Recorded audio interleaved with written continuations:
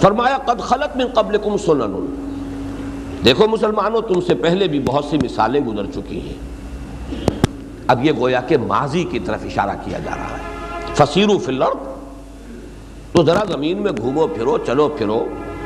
فانظروا کیف کان عاقبۃ المکذبین، تو ذرا پھر دیکھو کہ کیا حشر اور انجام ہوا ہے جھٹلانے والوں کا۔ تعویل خاص میں یہاں مراد ہیں وہ لوگ، وہ قومیں کہ جنہوں نے رسولوں کی دعوت کی تکذیب کی، قوم عاد، قوم سمود، جزیرہ نما عرب ہی میں یہ قومیں آباد تھی۔ لیکن مکذبین کا لفظ عام ہے، جھٹلانے والے، اللہ کی باتوں کو جھٹلانے والے، حقائق کو جھٹلانے والے، نصیحتوں سے اور صحیح مشوروں کو رد کر دینے والے، جو بھی حقائق سے اعراض کریں گے وہ بھی مکذب ہیں اس اعتبار سے کہ وہ حالات کی تکذیب کر رہے ہیں، حقائق کی تکذیب کر رہے ہیں۔ تو اس اعتبار سے اگرچہ مراد اصلاً یہاں وہ قومیں ہیں عاد سمود کہ جنہوں نے رسولوں کی تکذیب کی، لیکن یہ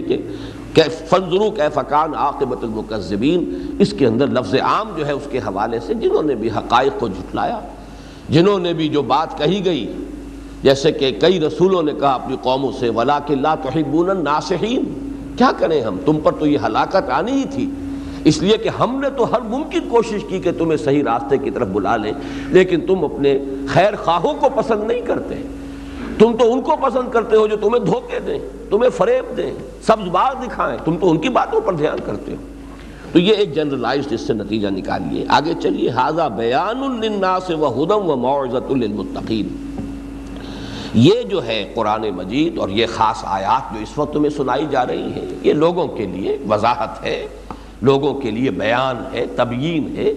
اور یہ کہ موعظہ ہے، نصیحت ہے، لیکن یہ کہ ہدایت ہے، رہنمائی ہے، کس کے لیے؟ للمتقین۔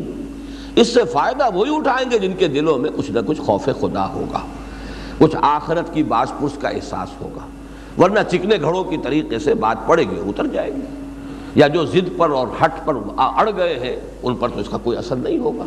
جنہوں نے تعصب کے کان جو پٹیاں اپنے کانوں پر باندھ لی ہیں ان پر کوئی اثر نہیں ہوگا، جو تکبر کی وجہ سے اعراض کر رہے ہیں ان پر کوئی اثر نہیں ہوگا۔ تو ھذا بیان للناس وہدی وموعظۃ للمتقین۔ اس کے بعد وہ آیت آئی وَلَا تَهِنُوا وَلَا تَحْزَنُوا وَأَنْتُمُ الْأَعْلَوْنَ إِن كُنتُم مُؤْمِنِينَ، اور دیکھو گھبراؤ نہیں، غم زدہ نہ ہو، غمگین نہ ہو، دل برداشتہ نہ ہو، مایوس نہ ہو، بد دل نہ ہو، ہمارا پختہ وعدہ ہے تم ہی سربلند رہو گے، تم ہی کو کامیابی حاصل ہوگی بشرطے کہ تم مومن ہوئے۔ یہاں ذرا غور کرنا ہوگا، یہ کن سے خطاب ہو رہا ہے؟ کیا ابو بکر سے کہا جا رہا ہے؟ کیا ان کے ایمان میں کوئی شک و شبہ تھا؟ کیا عمر اور عثمان اور علی اور حمزہ اور عبد الرحمن ابن عوف اور زبیر اور طلحہ رضی اللہ تعالی عنہم اجمعین، کیا ان کے بات ہو رہی ہے؟ اس سے آگے بڑھ کر کیا یہ مہاجرین کی بات ہو رہی ہے؟ نہیں، بات سمجھیے، قرآن کا یہ اسلوب ہے کہ عام الفاظ آتے ہیں وہاں مراد خاص ہوتے ہیں۔ پورے قرآن میں جہاں منافقوں سے بات ہوئی ہے کہا گیا یا ایھا الذین آمنوا، کہیں بھی یا ایھا الذین نافقوا آیا ہی نہیں۔ یہ تو آپ کو سیاق و سباق سے دیکھ کے پتہ چلتا ہے کہ یہاں صادق الایمان لوگ مخاطب نہیں ہیں بلکہ منافق مراد ہے، اس لیے کہ دعوے دار تو وہ بھی ہیں ایمان کے،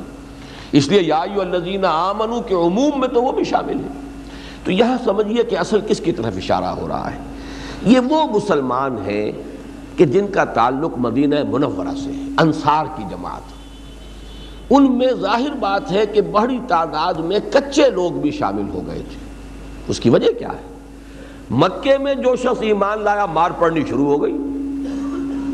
بائیکاٹ ہو رہا ہے، سوشل بائیکاٹ ہو رہا ہے، بھوکا مارا جا رہا ہے، زنجیروں میں جکڑ دیا گیا ہے، انگاروں پر لٹا، ظاہر بات ہے وہ تو بھٹیوں میں سے گزر چکے، پھر گھر بار چھوڑ کر اہل و عیال کو بھیڑیوں کے رحم و کرم پر چھوڑ کر آئے تھے۔ اب ان کے ایمان میں اور ان کے تمام پختگی میں تو کسی شک و شبے کی گنجائش ہی نہیں۔ مدینے میں جو لوگ ایمان لائے، جہاں صادق الایمان بھی تھے، بہت تھے، لیکن یہ کہ وہاں حالات کی وجہ سے کچے پکے لوگ بھی آ گئے، اس لیے کہ ایمان لانے سے مار تو کوئی پڑتی نہیں۔ اب اس حوالے سے ابھی ان کو بھٹیوں میں سے گزرنا تھا کہ مہاجرین تو گزر آئے بھٹیوں میں سے، وہ تو کندن بن چکے، زر خالص بن چکے، تمہارے اندر ابھی کچھ لوگ ہیں کہ جن کی کچھ تربیت کی ضرورت ہے، جنہیں آزمائشوں کی بھٹیوں میں سے گزارا جانا ضروری ہے۔ تو دیکھ لو، اگر تم اس میں سے گزر گئے اور تم نے اپنے ایمان کا ثبوت دے دیا، جیسے کہ غزوہ احد کے بارے میں آپ کو معلوم ہے کہ حضور 3000 کی نفری لے کر مدینے سے نکلے ہیں، 700 واپس آ گئے۔ معلوم ہوا کہ کم سے کم 1/4 تعداد جو ہے، اب ان میں سے ظاہر بات ہے 3000 میں سے مہاجرین بھی تھے، تو انصار کے اعتبار سے تو محسوس ہوتا ہے کہ جو مدینے کے مسلمان تھے ان میں تو خاصی معتدم تعداد جو ہے، اگر آپ نسبت و تناسب نکالیں گے تو وہ ان کچے پکے یا منافق لوگوں کی تھی۔ تو یہاں جو بات کہی جا رہی اصل میں تعویل خاص کے حوالے سے سمجھ لیجئے، مخاطب وہ ہے، وہ جن کے ایمان کا ابھی جو ہے وہ رنگ گہرا نہیں ابھی ہوا تھا، ابھی وہ بھٹیوں میں سے گزرے نہیں تھے، آزمائشوں میں سے گزر کر، جسے اقبال نے کہا ہے چون پختہ شوی، جب پختہ ہو جاؤ، یا جسے کہیں اکبر نے کہا تھا کہ تو خاک میں مل اور آگ میں جل، جب خشت بنے تب کام چلے، ان خام دنوں کے عنصر پر بنیاد نہ رکھ تعمیر نہ کر۔ تو وہ مہاجرین جو تھے وہ تو خاک میں مل کر اور آگ میں جل کر آئے تھے، وہ تو پکے ہو چکے تھے، لیکن یہاں ابھی لوگوں کو ضرورت تھی۔ تو ان کنتم مومنین، اگر تم نے ایمان کا واقعی تقاضا پورا کر دیا تو پھر وعدہ ہمارا ہے اور پختہ وعدہ ہے کہ سربلند تم ہی رہو گے۔ اس کے بعد ایک خاص پس منظر میں فرمایا ان یمسسکم قرح فقد مس القوم قرح مثلہ، بھئی اتنے بددل کیوں ہو رہے ہو؟ اور تمہارے جو دشمن ہیں مشرکین مکہ، اگر آج تمہیں کوئی چوٹ لگی ہے، کوئی زخم لگا ہے، تو انہیں بھی تو لگ چکا 1 سال پہلے، 13 مہینے پہلے ان کے 70 جو ہے کھیت نہیں رہے تھے میدان جنگ میں، بدر میں ان کے 70 مارے گئے، بڑے بڑے سردار مارے گئے۔ تو یہ تو در حقیقت وہی آج تم پر بپتا آ گئی ہے۔ تو انہیں دیکھو ذرا، وہ اتنی بڑی مار کھا کر بھی 1 سال کے اندر اندر دوبارہ آ گئے کمر ہمت کس کے حملہ آور ہو کر، اور تم جو ہے جی چھوڑ رہے ہو، حالانکہ ان کا تو اللہ پر ایمان نہیں، آخرت پر ایمان نہیں، تمہارا اللہ پر ایمان ہے، آخرت پر یقین ہے،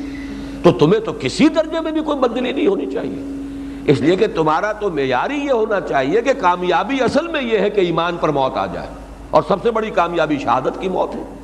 تو اگر تم میں سے 70 شہید ہو گئے تو وہ تو کامیاب ہو گئے،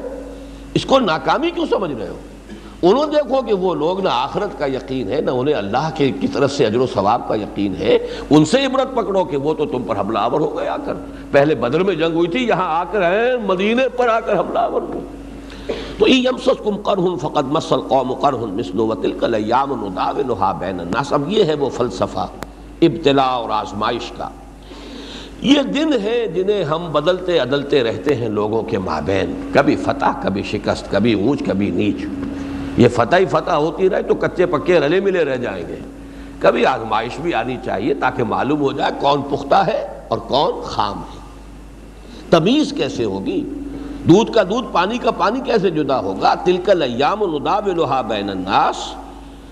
وَلِيَعْلَمَ اللَّهُ الَّذِينَ آمَنُوا مِنْكُمْ وَيَتَّخِذَ مِنْكُمْ شُهَدَاءَ، یہ اس لیے ہے کہ اللہ دیکھ لے کون تم میں سے واقعی صاحب ایمان ہے، اور تم میں سے کچھ کو اپنے گواہ بنا لے، شہادت کا درجہ دے دے، یہ تو اونچا درجہ ہے۔ وَاللَّهُ لَا يُحِبُّ الظَّالِمِينَ، یہ نہ سمجھنا کہ انہیں اگر فتح ہو گئی اور تمہیں چرکا لگ گیا تو اللہ کو پسند ہے وہ مشرک، نہیں، اللہ کو ظالم تو پسند نہیں ہے، مشرک پسند نہیں ہے، کافر پسند نہیں ہے، پسند تم ہی ہو، تم سے ہی محبت ہے، لیکن یہ کہ بہرحال تمہاری بہتری مقصود ہے کہ تمہاری صفوں میں کچے پکے جو ہیں وہ ذرا علیحدہ علیحدہ ہو جائیں،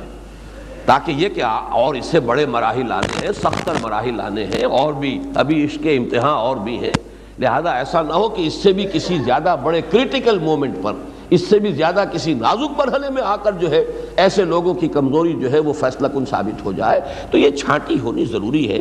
بڑا پیارا لفظ آ رہا ہے آگے، وَلِيُمَحِّصَ اللَّهُ الَّذِينَ آمَنُوا، اللہ خالص کر لینا چاہتا ہے اہل ایمان کو۔ یہ تمحیص کے لفظ کو سمجھیے، اس سے مراد کیا ہے؟ آپ اردو میں ایک لفظ بولتے ہیں جو کتابی اردو ہے، بول چال کی تو ایسی نہیں ہے، وہ بحث و تمحیص۔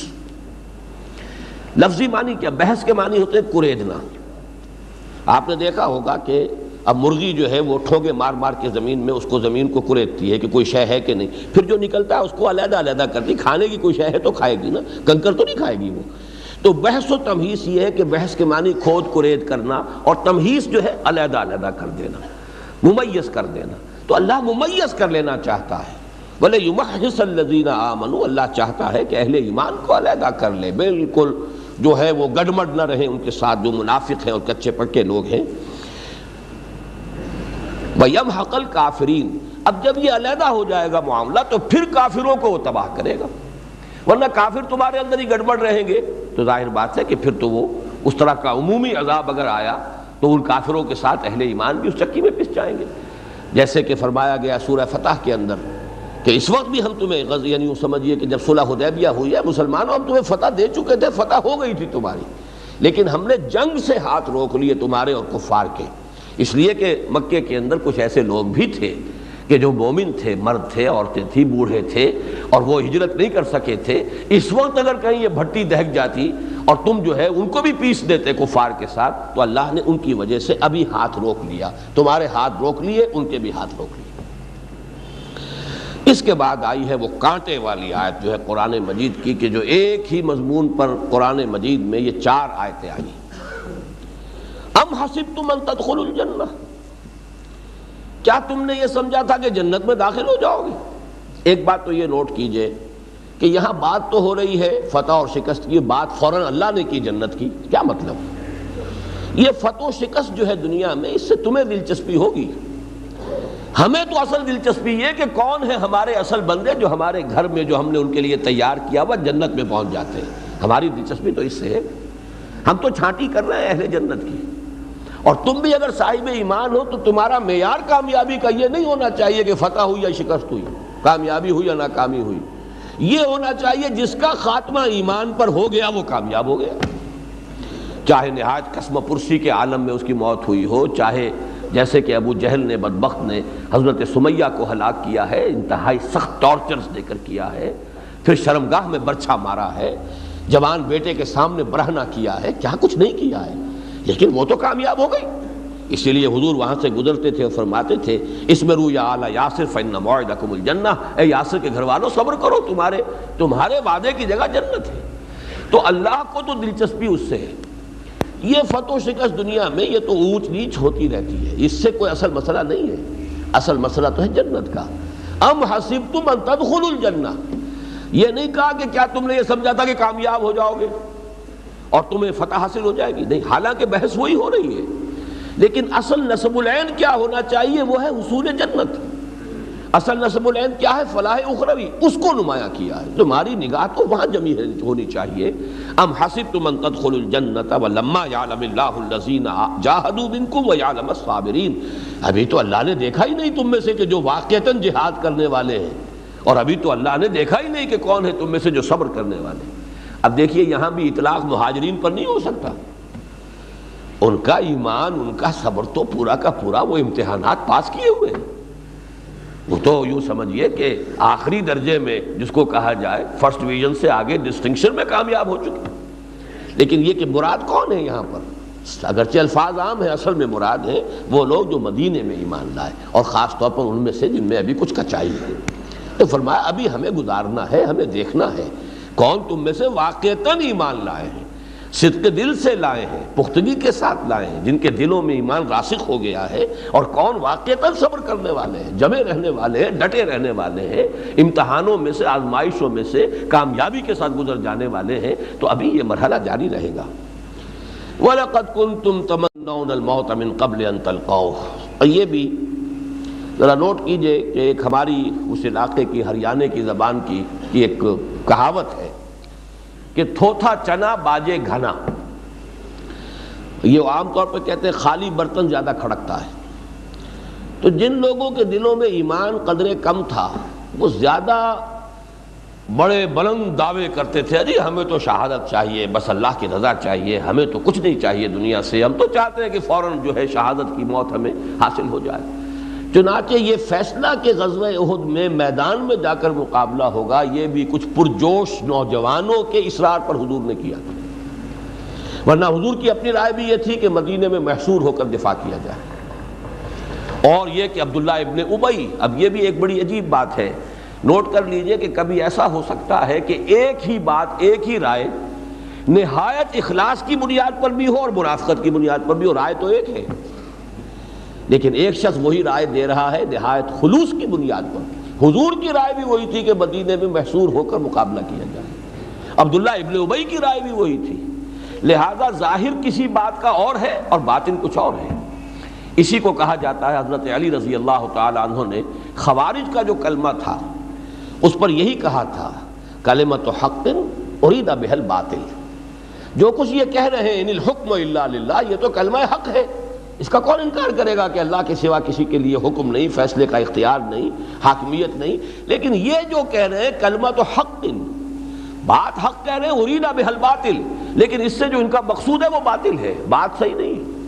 تو بہرحال یہ کلمہ جو ہے اس اعتبار سے حضور کی طرف سے بھی رائے آئی اور وہ حق تھا، عبداللہ ابن ابی کی بھی رائے تھی. لیکن کچھ جوشیلے مسلمان نوجوان، خاص طور پر جو غزوہ بدر کے بعد ہی ایمان لائے تھے، اور ان کے ایمان لانے میں یہ بات بھی شامل ہو سکتی ہے کہ تو فتح ہی فتح ہے، اب تو ڈنکا بج گیا پورے عرب میں، رعب قائم ہو گیا، لہذا اب تو چلو شامل ہو جاؤ، جوائن دی بینڈ ویگن، اب شریک ہو جاؤ اس میں، سے گاڑی چل پڑی. تو اب یہ وہ لوگ ہیں کہ جنہوں نے بڑی شہادت کی، ہماری تو آرزو شہادت کی ہے، ان پر ایک طرح کا طنز کیا جا رہا ہے. وَلَقَدْ كُنْتُمْ تَمَنَّوْنَ الْمَوْتَ مِنْ قَبْلِ أَنْ تَلْقَوْهُ، تم بڑی تمنائیں آرزویں کر رہے تھے موت کی اس سے پہلے کہ تم نے اسے دیکھا ہو. موت بہرحال موت کی آرزو کرنے کی اجازت نہیں ہے،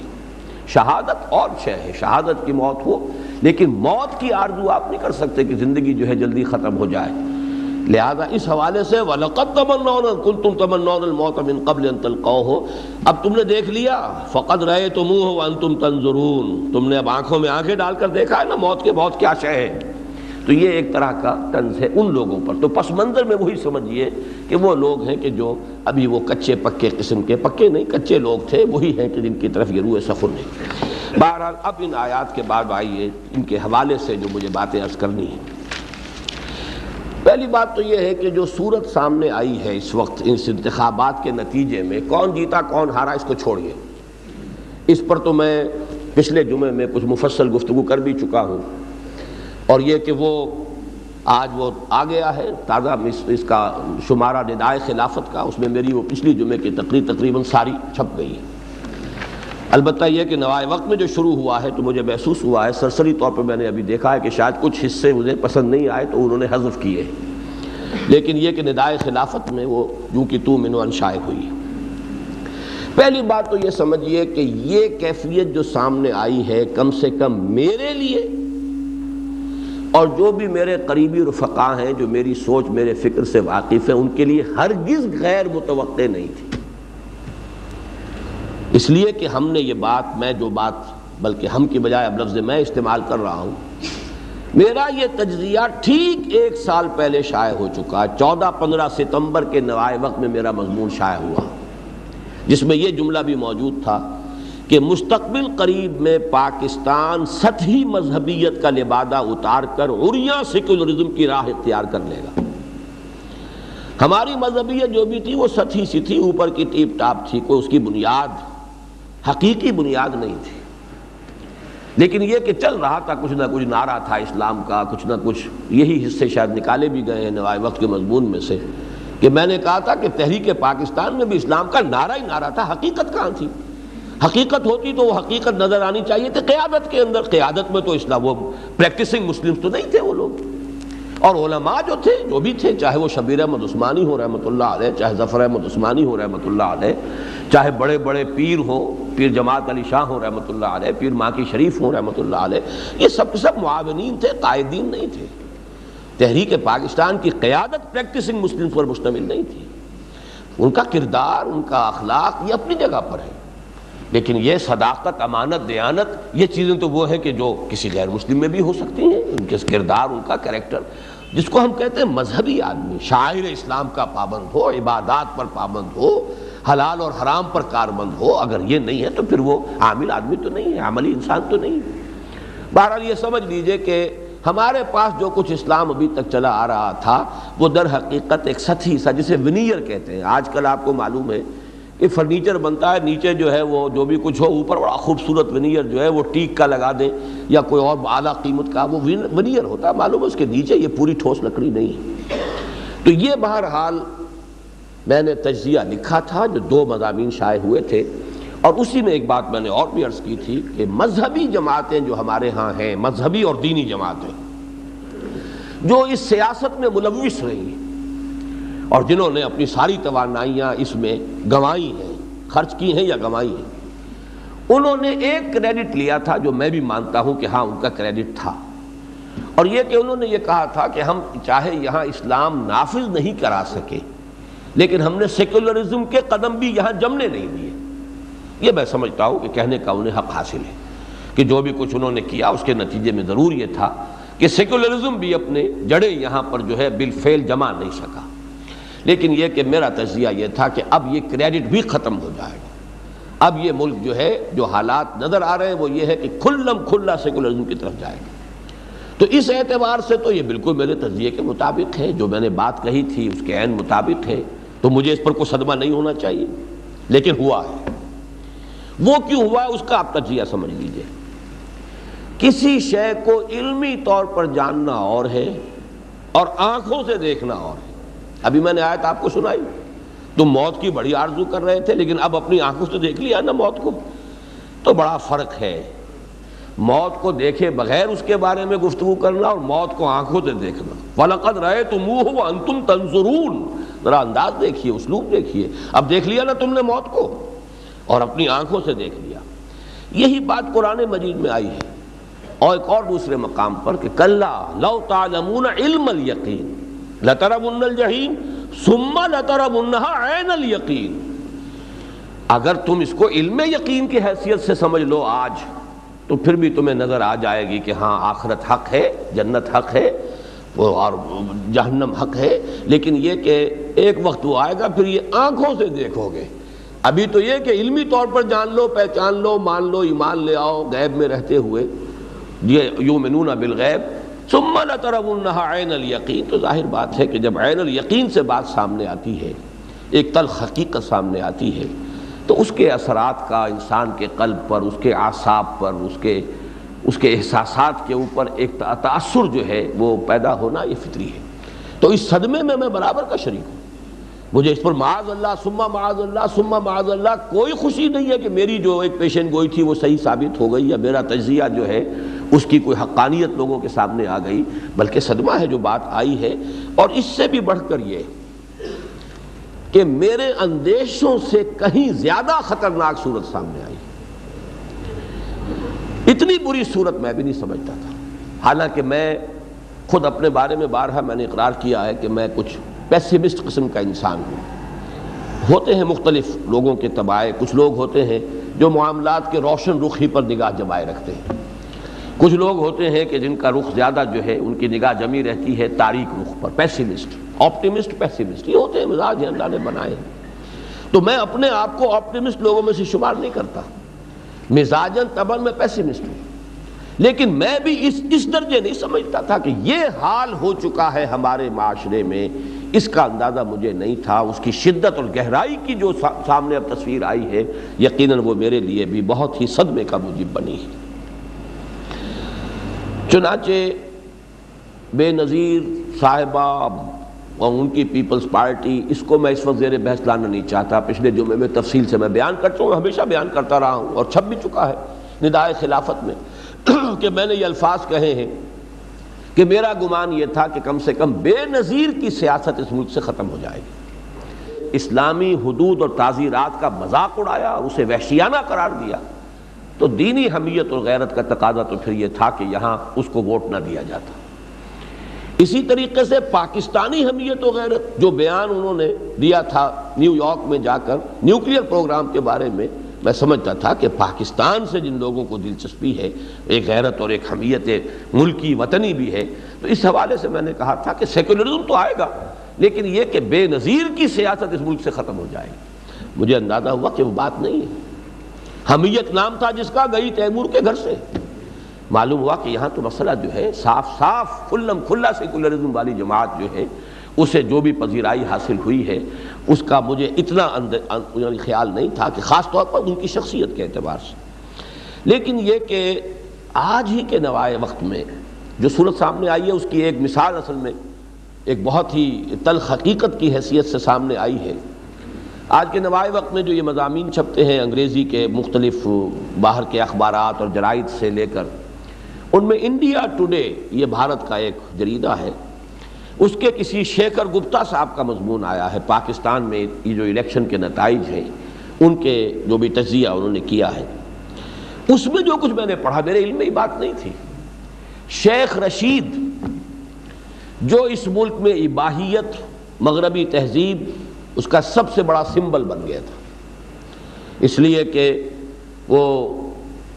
کیا میڈونا ہے، کیا نام ہے اس کا، وہ میڈونا کو دعوت دینے والا اور مائیکل جیکسن کو دعوت دینے والا. ظاہر بات ہے کہ ہماری ثقافت، ہماری تہذیب، ہمارا جو ہمارے اقدار ہیں ان سے بالکل 180 درجے کے برعکس جو بھی کیفیت ہو سکتی ہے ویسٹ کے اندر اور انتہائی ہو سکتی ہے، ان کو بلانے کا عالم بردار شخص، اس کا حال یہ ہوا ہے. اور اس نے کہا، آج ہی میں نے تو پڑھا ہے اس مضمون میں کہ اس نے یہ کہا تھا کہ قاضی حسین احمد صاحب کی میں شلوار اتروا دوں گا. تو اب یہ شخص ہندو شیکھر گپتا بیٹھ کر اور اسلام آباد میں بیٹھ کر تبصرہ لکھ رہا ہے کس طرح کی بغلیں اس وقت بجائی جا رہی ہیں پوری دنیا میں. میں نے اگرچہ وہ الفاظ لکھے تھے پاکستان آتے اس 2 ورقے کے اندر کہ ہمارے ہاں کے دانشور جو ہیں وہ بغلیں باہر بھی بغلیں بجائی جا رہی ہیں اور یہاں بھی پھپتیاں چست کی جا رہی ہیں فنڈامنٹلسٹ پر اور جو بھی مذہبی عناصر ہیں ان پر. لیکن یہ جرت کہ وہ لکھ رہا ہے ایٹ اسلام آباد میں بیٹھ کر اس نے لکھا ہے کہ اگرچہ شیخ رشید یہ کام تو نہیں کر سکا کہ وہ قاضی حسین احمد صاحب کی شلوار اتروا دے، لیکن واقعہ یہ تو وہ کر گزرا ہے کہ 80,000 ووٹ اس نے لیے ہیں جبکہ جماعت اسلامی کے نمائندے کو 8,000 ووٹ ملے. میں سمجھتا ہوں کہ بہت کافی بڑا پیمانہ ہے. ووٹ کس نے دیے؟ لوگوں نے دیے نا، پاکستانیوں نے دیے ہیں، مسلمانوں نے دیے ہیں. ان کی سوچ کیا ہے، ان کا رخ کیا ہے، ان کی ویلیوز کیا ہیں، ان کا انداز فکر کیا ہے، وہ کس تہذیب کو پسند کرتے ہیں. اس لیے کہ یہ تو کھلم کھلا ایک شخص جو ہے اس تہذیب کا، اس ثقافت کا سب سے بڑا علم بردار ہی نہیں سمبل بن گیا، علامت بن گیا ہے. اور اس کا معاملہ یہ ہو کہ 80,000 ووٹ وہ لے جائے اور اس کے مقابلے میں شاید جماعت کے یا پی ایف کے جو نمائندے ہیں ان کو 8,000 ووٹ ملا. تو اسی سے آپ اندازہ کریں. دوسری مثال اس نے دی ہے سردار آصف احمد علی کی. اب وہ سود کے بارے میں جو بیانات آئے، شریعت کے بارے میں جو استہزائیہ انداز اس کا رہا ہے، سب کو معلوم ہے. اسے 46,000 ووٹ ملے ہیں اور مقابلے میں تمام مذہبی جماعتوں کا مشترک امیدوار 5,000 سے بھی کم ووٹ ملا. یہ صورتحال جو ہے یہ انڈیکس ہے، سمجھ لینا چاہیے، پوری گہرائی میں اتر کے سمجھنا چاہیے کہ صورتحال جو ہے وہ کیا ہے، اس کی حقیقت کیا ہے. اور جیسا کہ میں نے عرض کیا، میں بھی یہ نہیں سمجھتا تھا کہ صورتحال یہاں تک پہنچ چکی. رخ میں جانتا تھا، یہ جانتا تھا کہ اس رخ پر ہوا چل رہی ہے، ادھر حالات جا رہے ہیں، لیکن یہ کہ کس حد تک بات جا چکی ہے اس کا مجھے اندازہ ہو رہا ہے کہ خود مجھے بھی پورا اندازہ نہیں تھا. اسی طرح سے یہ کہ اس نے تو عنوان قائم کیا ہے اس شیکھر گپتا نے، راؤٹ آف فنڈامنٹلسٹ، یعنی فنڈامنٹلسٹ جو ہے بنیاد پرست مسلمان، ان کو تو وہ شکست اور ہزیمت ملی ہے کہ شکست فاش، ان کا گویا کہ خاتمہ ہو گیا. اور یہ کہ جماعت اسلامی کتنی بڑی بڑی قیمتیں دے کر اپنا نام اس نے تج دیا، جماعت اسلامی چھوڑ کر PIF اپنی ساری روایات، متانت، سنجیدگی، شرافت، شائستگی کی ساری روایات چھوڑ کر عوامیت جسے کہا جاتا ہے اس کی انتہائی پستی پر آ کر، اس کے باوجود سن 70 کے مقابلے میں بھی 33% کم. ووٹ تو آدھے ہی رہ گئے، 6 لاکھ کے بجائے 3 لاکھ ملے، اور سیٹیں جو ہیں وہ 4.5 ملی تھی سن 70 میں، اب 33% کی کمی. 4.5 میں اس لیے کہا کرتا ہوں کہ 4 سیٹیں اس وقت سن 70 میں وہ جماعت اسلامی کے ٹکٹ پر جو لوگ کھڑے ہوئے تھے انہیں ملی تھی، اور 1 سیٹ وہ تھی کہ جو مولانا ظفر احمد انصاری مرحوم وہ انڈیپینڈنٹ کی حیثیت سے کھڑے ہوئے تھے، جماعت کے ٹکٹ پر نہیں تھے لیکن جماعت کی سپورٹ سے کامیاب ہوئے. اس لیے میں 4.5 کہتا ہوں، اور حساب بھی ٹھیک جڑ جاتا ہے. 33% 4.5 کا جو ہے وہ نکل جائے تو 3 کا عدد پورا کا پورا قائم ہے. یہ حالات میں تسلیم کرتا ہوں کہ رخ کو جاننے کے باوجود اس کی شدت کا مجھے بھی اندازہ نہیں تھا، اور یہ باتیں میں کسی خوشی سے نہیں کہہ رہا، شدید صدمے کے ساتھ کہہ رہا ہوں. لیکن اس شر سے ایک بہت بڑا خیر برآمد ہو سکتا ہے. اللہ تعالیٰ کا یہ شان ہے، یخرج الحی من المیت و یخرج المیت من الحی. وہ مردہ میں سے زندہ کو برآمد کرتا ہے، زندہ میں سے مردہ کو. ایک شے ظاہراً خیر ہوتی ہے، اس کے پردے میں شر چلا آ رہا ہوتا ہے. ایک شے ظاہری اعتبار سے شر ہے، اس کے پردے میں کوئی خیر چلا آ رہا ہوتا ہے. آسان تکرہوا شیئا وہو خیر لکم وآسان تحبوا شیئا وہو شر لکم واللہ یعلم وانتم لا تعلمون. تو بہرحال اس شر میں سے ایک بہت بڑا خیر جو برآمد کیا جا سکتا ہے وہ یہ ہے کہ ایک مرتبہ ری تھنکنگ، نظر ثانی، پورا جائزہ دوبارہ، صحیح تشخیص معاشرے کی ہو جانی چاہیے کہ یہ معاشرہ ہے کیا، اس کی اجزائے ترکیبی کیا ہے جس میں ہم کام کر رہے ہیں، اس کی صحیح تشخیص ہو۔ اور دوسرے یہ کہ پھر صحیح لاہ عمل جو ہے اس پر اپنے نظر ثانی کی جائے۔ وہ بات نہ ہو، پچھلے جمعے میں جو میں نے آیات بیان کی تھی مسجد دارالسلام میں، اس میں ایک آیت کا ٹکڑا یہ بھی ہے، آیت نمبر 135 سورہ آل عمران کی، وَلَمْ يُصِرُّوا عَلَى مَا فَعَلُوا وَهُمْ يَعْلَمُونَ، کہ اگر غلطی ہو جائے تو غلطی کا اعتراف کریں اور اصرار نہ کریں اپنی غلطی پر، وہ ہٹ دھرمی نہ ہو جائے، اس کے اوپر جمے رہنے کے لیے ضد نہ ہو جائے۔ ایک تو کیفیت یہ ہے جو سورہ آل عمران کی آیت نمبر 135 میں آئی ہے کہ وَلَمْ يُصِرُّوا عَلَى مَا فَعَلُوا، وہ اصرار نہ کریں، ضد نہ کریں، اس کے اوپر جو ہے وہ جم نہ جائیں، ہٹ دھرمی اور ڈھٹائی کا ثبوت نہ دیں۔ اور اس کے برعکس ایک روش ہے کہ جو سورہ بقرہ میں آئی ہے،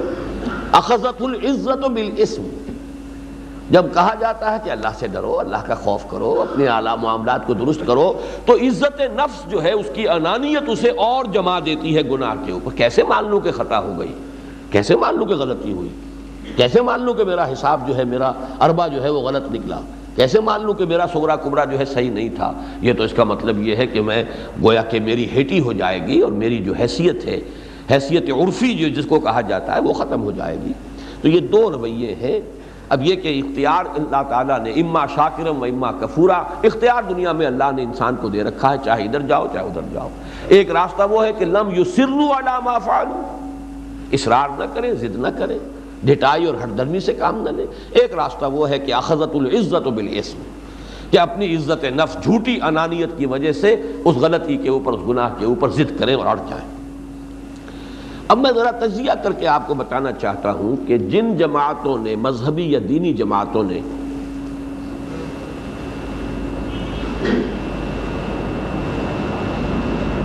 جن دینی یا مذہبی جماعتوں نے اس انتخابات میں حصہ لینے کی پالیسی اختیار کی، ان کی تشخیص اور تجزیہ کیا تھا، اس کو ذرا سمجھ لینا چاہیے۔ اور اس کو چاہیے، کوشش کرنی چاہیے کہ جتنا بھی ممکن ہو آبجیکٹیولی ان کی بات کو، خام خواہ ہم جو ہے اس میں اپنی کوئی رائے کو دخل نہ دے، پہلے سمجھے کہ اصل میں تھا کیا تجزیہ۔ وہ تجزیہ میں نے 4 نکات میں یہاں معین کیا ہے۔ وہ تجزیہ یہ ہے، اور ہو سکتا ہے اب بھی بہت سے لوگ انہی مغالطوں میں ہوں، کہ ہمارے عوام کی اکثریت مسلمان ہیں، صحیح ہے، ان کے دلوں میں ایمان بھی ہے اور اللہ اور اس کے رسول سے شدید محبت بھی ہے۔ نمبر 2 یہ کہ ان میں عمل کی کمی ہے، صرف بدعملی ہے۔ نمبر 3 یہ ایک خاص طبقہ ہے جو ان پر مسلط ہے، جو انہیں دوسری سمت میں لے کر جا رہا ہے، سیکولرزم یا کفر یا الحاد کے راہ۔ وہ ایک خاص طبقہ ہے، وہ اصل میں عوام کی کوئی اکثریت نہیں ہے، اس کی صحیح عکاسی نہیں ہے، وہ ایک طبقہ ہے۔ اور نمبر 4 یہ کہ اسلام سے عوام کو جو محبت ہے، اس کو ایکسپلائٹ کر کے، یہ ایکسپلائٹ برے سینس میں استعمال نہیں کر رہا، ایکسپلائٹ کا لفظ انگریزی زبان میں کسی چیز کو بروئے کار لانا، کسی کو کسی مقصد کے لیے استعمال کرنا، اس جذبے کو اپیل کر کے یا اسے ایکسپلائٹ کر کے انتخابات کے ذریعے سے اقتدار حاصل کیا جا سکتا ہے۔ اور جد و جہد ہوگی، ایثار ہوگا، قربانی ہوگی، پھر انسان آخرت کو ترجیح دے گا، دنیا کو پیچھے رکھے گا، اپنی توانائیاں، اپنی قوتیں، اپنی صلاحیتیں اللہ کے دین کے لیے لگائے گا۔ یہ اس کا منطقی نتیجہ ہوگا۔ اس میں بھی ایک بات اور نوٹ کیجئے کہ ثم لم یرتابوا والا ایمان، ایسا ایمان کہ جس میں ریب نہ رہے، اس کی بھی 2 قسمیں ہیں۔ ایک عام آدمی کے دل میں یقین پیدا ہو گیا، اگرچہ وہ علی وجہ البصیرت نہیں ہے، دلائل وہ نہیں جانتا، صغرا کبرا وہ نہیں جانتا، علمی طور پر اس کا جو بھی ہے مقدمات وہ اس کے سامنے نہیں ہے، یقین پیدا ہو، اس کو آپ انگریزی میں کہتے ہیں بلائنڈ فیتھ، اندھا یقین۔ تو بلائنڈ فیتھ بھی ایک عام آدمی کے لیے نہایت مفید، نہایت مؤثر ہے۔ فیتھ ہے نا، یقین ہے، اس کی شخصیت کے اندر اس کے وہ جگمگا اٹھے گی اس یقین سے، چاہے وہ یقین جو ہے اس میں کوئی بصیرت والی بات نہ ہو، اس یقین میں کوئی انٹلیکچول ڈائمنشن نہ ہو، کوئی فکری اور نظری اس کا پہلو نہ ہو، کوئی پرواہ نہیں، یقین ہے تو شخصیت جگمگا اٹھے گی۔ نور ایمان سے اس کی پوری سیرت و کردار جو ہے وہ منور ہو جائے گی۔ لیکن ایک تعلیم یافتہ انسان، انٹلیکچوئل انسان، اس کے لیے صرف وہ ایمان مفید ہو اور مؤثر ہوگا جو انٹلیکچوئل ڈائمنشن کے ساتھ ہو، جس کو سورہ یوسف کی آیت نمبر 108 میں کہا گیا، قُلْ هَٰذِهِ سَبِيلِي أَدْعُو إِلَى اللَّهِ عَلَىٰ بَصِيرَةٍ أَنَا وَمَنِ اتَّبَعَنِي۔ اے نبی کہہ دیجئے ان سے، دیکھو یہ ہے میرا راستہ اور میں اللہ کی طرف بلا رہا ہوں، تو اندھیرے میں ٹامک توئیاں نہیں مار رہا ہوں، عَلَىٰ وَجْهِ الْبَصِيرَةِ بلا رہا ہوں، عَلَىٰ بَصِيرَةٍ أَنَا وَمَنِ اتَّبَعَنِي۔ یہی وجہ ہے کہ ایمان کی جو ایک کیفیت ہے اس کو تعبیر کیا گیا احسان کا۔ جب پوچھا گیا اخبرنی عن الاحسان، تو احسان کیا ہے؟ ان تعبد اللہ کأنک تراہ فإن لم تکن تراہ فإنہ یراک، جبکہ وہ ایک رویت باطنی حاصل ہو جائے۔ بصیرت کے معنی بھی وہی ہے، ایک بصارت ہے آنکھوں سے دیکھنا کسی شے کا، بصیرت ہے دل کی آنکھ سے دیکھ لینا۔ بصیرت اور بصارت میں اتنا ہی تو فرق ہے، باقی مادہ تو وہی بصر ہے۔ بصر ہے ایک بصارت ظاہری اور ایک ہے بصیرت، وہ باطنی ہے دل کی آنکھ سے۔ اسی کو قرآن نے کہا ہے سورہ حج میں، فَإِنَّهَا لَا تَعْمَى الْأَبْصَارُ وَلَٰكِن تَعْمَى الْقُلُوبُ الَّتِي فِي الصُّدُورِ، آنکھیں اندھی نہیں ہوا کرتی، دل اندھے ہو جاتے ہیں جو سینوں میں ہیں۔ ابو جہل کی یہ آنکھ تو اندھی نہیں تھی، ابو لہب کی آنکھیں تو بڑی بڑی تھیں، بڑی روشن انگارہ، جو خود رنگ اس کا رنگ و روپ جو ہے وہ بھئی بہت ہی سرخ و سفید اور آنکھیں موٹی موٹی، لیکن بصیرت دل اندھا تھا۔ تو فَإِنَّهَا لَا تَعْمَى الْأَبْصَارُ وَلَٰكِن تَعْمَى الْقُلُوبُ الَّتِي فِي الصُّدُورِ۔ تو اصل میں ایک وَلَا عَلَىٰ وَجْهِ الْبَصِيرَةِ ایمان جو ہے وہ ہے کہ جو کسی معاشرے کو اگر تبدیل کرنا ہو، اگر آپ کے پیش نظر ہے اسلام قائم کرنا، تو گویا کہ پورے معاشرے کو بدلنا چاہتے ہیں، نظام بدلنا چاہتے ہیں۔ اس میں جو بھی انٹلیکچوئل مائنورٹی ہے، جو بھی آپ کے ہاں کی ایجوکیٹڈ ایلیٹ ہے، جو بھی آپ کا جو ذہین طبقہ ہے، جو برین ٹرسٹ ہے، اگر اس کے دلوں میں ایمان پیدا نہیں ہوتا تو معاشرہ بحیثیت مجموعی تبدیل نہیں ہوگا۔ اور یہ جان لیجئے کہ اگرچہ وہ ایمان جو میں نے کہا جو عوام الناس کے لیے مفید ہو سکتا ہے، اس کو کسی اور ذریعے سے بھی حاصل کیا جا سکتا ہے، مجرد صحبت سے بھی، عمل سے بھی، لیکن یہ ایمان جو ہے جس کو میں کہہ رہا ہوں عَلَىٰ وَجْهِ الْبَصِيرَةِ ایمان، اس کا واحد سورس قرآن حکیم ہے، یہ کہیں اور سے نہیں ملے گا۔ هُوَ الَّذِي يُنَزِّلُ عَلَىٰ عَبْدِهِ آيَاتٍ بَيِّنَاتٍ لِيُخْرِجَكُم مِّنَ الظُّلُمَاتِ إِلَى النُّورِ۔ دیکھیے یہ آیتیں جو آئی ہیں سورہ حدید میں، وَمَا لَكُمْ لَا تُؤْمِنُونَ بِاللَّهِ، اے مسلمانوں تمہیں کیا ہو گیا ہے؟ اور یہاں بھی نوٹ کیجئے کون سے مسلمان، یہ ابو بکر اور عمر مراد نہیں ہے یہاں، معاذ اللہ، وہی جو کچے مسلمان بھی شامل تھے۔ مَا لَكُمْ، کیا ہو گیا تمہیں، ایمان کیوں نہیں لا رہے؟ وَمَا لَكُمْ لَا تُؤْمِنُونَ بِاللَّهِ وَالرَّسُولُ يَدْعُوكُمْ لِتُؤْمِنُوا بِرَبِّكُمْ وَقَدْ أَخَذَ مِيثَاقَكُمْ إِن كُنتُم مُّؤْمِنِينَ هُوَ الَّذِي يُنَزِّلُ عَلَىٰ عَبْدِهِ آيَاتٍ بَيِّنَاتٍ لِيُخْرِجَكُم مِّنَ الظُّلُمَاتِ إِلَى النُّورِ۔ وہی ہے اللہ جو اپنے بندے پر صلی اللہ علیہ وسلم یہ روشن آیات اور آیات بینات نازل فرما رہا ہے تاکہ تمہیں سارے اندھیروں میں سے نکال کر روشنی میں لے آئے۔ اندھیرے کتنے ہیں؟ بہت سے ہیں، الحاد کا اندھیرا ہے، کفر کا اندھیرا ہے، شرک کا اندھیرا ہے، نفس پرستی کا اندھیرا ہے، خواہشات پرستی کا اندھیرا، اندھیرے ہیں۔ ان تمام اندھیروں سے نکال کر اس ایمان کے ساتھ لانا، روشنی والا ایمان کی روشنی میں لانا، یہ آیات بینات کے ذریعے ہو۔ قرآن حکیم جو ہے اس کو اچھی طریقے سے سمجھ لیجئے کہ یہ ہے اصل میں کرنے کا کام اس معاشرے کے اندر، قرآن کی آیات بینات کے ذریعے سے لوگوں کو، عوام کو بھی اور خاص طور پر پڑھے لکھے لوگوں کو یہ مادہ پرستی، الحاد، مختلف نظریات، مختلف نوع کی گمراہیوں کے اندھیروں میں سے نکال کر نور ایمان میں لانا، یہ پہلا کام کرنا ضروری ہے اگر تشخیص وہ ہو چکی ہے کہ در حقیقت وہ ایمان ہمارے اندر نہیں ہے۔ اور وہ شرط اللہ نے بیان کی ہے، ان کنتم مومنین ولا تہنوا ولا تحزنوا وانتم الاعلون ان کنتم مومنین۔ ہمارا وعدہ جو ہے تمہارے ساتھ وہ صرف ایک شرط کے ساتھ ہے، جس کو کہتے ہیں کہ ہاتھی کے پاؤں میں سب کے پاؤں، اس ایک شرط میں ساری شرطیں آ گئیں۔ حقیقی مومن ہوگے تمہارا اپنا عمل درست ہو جائے گا خود بخود، حقیقی مومن ہوگے اپنا سب کچھ اللہ کی راہ میں لگانے کو سب سے بڑی کامیابی سمجھو گے، حقیقی مومن ہوگے شہادت کی موت جو ہے وہ تمہاری اصل آرزو بن جائے گی۔ معلوم یہ ہوا کہ حقیقی ایمان ہی بس درکار ہے، وہ حقیقی ایمان اگر مل جائے اس کے بعد تو گاڑی رواں ہو جائے گی۔ اس کے بعد تو ایک کے بعد دوسرا، دوسرے کے بعد تیسرا، جیسے گاڑی چل پڑے تو پہلا اسٹیشن، دوسرا اسٹیشن، تیسرا اسٹیشن، وہ تو آوے ہی آوے۔ اسی طریقے سے سمجھیے کہ اگر ایمان حقیقی ہے تو یہ سارا والعصر ان الانسان لفی خسر الا الذین آمنوا وعملوا الصالحات وتواصوا بالحق وتواصوا بالصبر، یہ پوری گاڑی خود بخود چلے گی۔ اسی کے حوالے سے جان لیجئے، یہ میں آج اللہ تعالیٰ کا شکر ادا کرتے ہوئے کہہ رہا ہوں، یہ قرآن اکیڈمی ہے، اس کی مسجد ہے، جامع القرآن ہے، قرآن کالج بنا ہوا ہے، قرآن آڈیٹوریم ہے جس میں شام کو اجتماع ہوگا، ہمارا پورا تنظیم کے اجتماعات وہاں ہوں گے۔ پوری تحریک میں اللہ کے فضل و کرم سے اپنی زندگی کا بیشتر اور بیشتر اور بہتر حصہ صلاحیتوں کا، توانائیوں کا اسی کام پر لگایا۔ یہ اس تشخیص کی بنیاد پر تھا۔ جون سن 67 میں مضمون لکھا تھا جس کا کہ میں نے خلاصہ آج آپ کے سامنے بیان کیا۔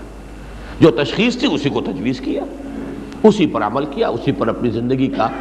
اپنے اللہ کا شکر ادا کرتے ہوئے اما بنعمت ربک فحدث، یہ در حقیقت اس کا انعام و اکرام ہے، اس کا احسان ہے کہ یہی وہ اصل کام ہے جو اس تشخیص پر مبنی تھا۔ یوں ہی نہیں تھا، اندھیرے میں ٹامک ٹوئیاں نہیں میں مار رہا تھا، یہ میرا کوئی پروفیشن نہیں تھا،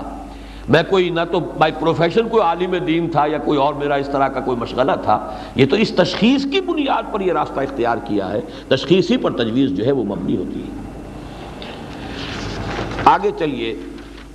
ایمان حقیقی ہوگا تو جیسا کہ اس آیت مبارکہ میں بات آئی وَجَاهَدُوا فِي سَبِيلِ اللَّهِ بِأَمْوَالِهِمْ وَأَنفُسِهِمْ فِي سَبِيلِ، اب جہاد لازم ہے۔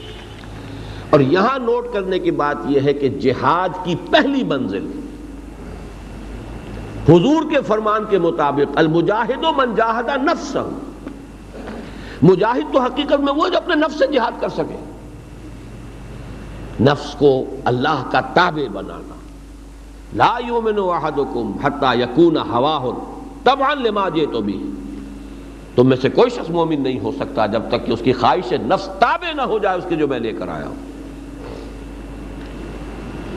پوچھا گیا ای الجہاد افضل یا رسول اللہ، جواب ارشاد فرماتے ہیں صلی اللہ علیہ وسلم ان تجاہد نفسک فی طاعت اللہ، اصل جہاد تو یہ ہے، اپنے نفس کے ساتھ جہاد کرو، اللہ کا مطیع بناؤ۔ اللہ کا مطیع بنانے کا مطلب کیا ہے؟ جو بھی اس کے حدود ہیں، جو بھی اس کے احکام ہیں، حرام سے مجتنب رہو، حلال پر اکتفا کرو، فرائض کا التزام کرو، جو چیزیں لازم ٹھہرائی گئی ہیں ان کو ادا کرو، جو بھی فواحش ہیں، منکرات ہیں، ان سے مجتنب رہو۔ یہ اللہ تعالیٰ کے ان تمام احکام پر کاربند رہنا۔ اچھی طرح سمجھ لیجئے کہ جب تک یہ مرحلہ سر نہیں ہوتا، آگے کی سوچنا اور انقلاب اور اسلامی حکومت قائم کر دینا، اسلامی نظام قائم کر دینا، نظام خلافت قائم کر دینا، یہ سب جو ہے یہ خام خواہ کی صرف یہ کہ زبان کا پھاگ ہے، اس کے سوا کچھ نہیں۔ یہ تھی وہ بات کہ جو آج سے نصف صدی سے کچھ زائد قبل مولانا مودودی نے کہی تھی، جب یہ پاکستان کی تحریک زور شور سے چل رہی تھی۔ پاکستان کا مطلب کیا؟ لا الہ الا اللہ اور اسلامی حکومت قائم کریں گے۔ تو ایک بات کہی تھی، اس وقت لوگوں نے اس کو پسند نہیں کیا، قوم کی عظیم اکثریت نے اسے رد کر دیا۔ بات 100% صحیح تھی، جتنی صحیح وہ اس وقت تھی اتنی ہی آج ہے۔ اور وہ بات کیا تھی؟ اگر آپ صرف ایک قومی تحریک چلائیں گے، ایک قومی ریاست تو وجود میں آ سکتی ہے، اسلامی حکومت بنانی ہے، اسلامی کے اوپر نافذ کریں۔ یہی مرحلہ سر نہیں کرتے آپ، تو آپ سے بڑا احمق کوئی نہیں اگر آپ سمجھتے ہیں کہ بھیڑ جمع کر کے کسی نعرے سے، کسی شوبدے سے، کسی کھیل تماشے سے اگر آپ بھیڑ جمع کر کے، تو یہ تو ہو سکتا ہے کہ وہ بھیڑ جو ہے شاید یہ بھی ہو جائے، جیسے پاکستان بن گیا، ہو سکتا ہے کہ آپ کے ہاتھوں آپ کی کوئی حکومت بھی بن جائے، لیکن یہ سمجھ لیجئے اچھی طریقے سے کہ اس سے اسلامی حکومت کبھی قائم نہیں ہو۔ یہ بات تھی جو کہی تھی، 100% صحیح تھی، لیکن میں کہنا یہ چاہتا ہوں کہ جتنی اس وقت صحیح تھی اتنی ہی آج صحیح ہے۔ اس بات سے انحراف جو کر رہے ہیں وہ در حقیقت اپنے پورے ماضی کو چھوڑ رہے ہیں اور کاٹ رہے ہیں۔ ایک سال جماعت کی ضرورت، ذرا اس کتابچے کا تصور کیجئے جو در حقیقت جماعت اسلامی کے قیام کی اصل بنیاد بنا تھا، اس میں تو اصول یہی تھا کہ اگر تو آپ کا ہدف ہے صرف ایک قومی ریاست قائم کرنا تو ٹھیک ہے، فاسق فاجر جو بھی ہیں آئیں، جو شراب کے ٹھیکے چلا رہے ہیں وہ بھی آئیں، جو اس بازار کے ٹھیکیدار ہوں وہ بھی آئیں، مسلمان تو ہے نا، نام تو مسلمان ہے، غلام حسین ہے، کچھ اور ہے، سب آئیں، سب کے سب آ سکتے ہیں، لیڈر بھی بن سکتے ہیں۔ لیکن اگر آپ چاہتے ہیں اسلامی حکومت تو پھر وہ لوگ چاہیے جو لوگ اللہ تعالیٰ کے ڈسپلن کو قبول نہ کریں،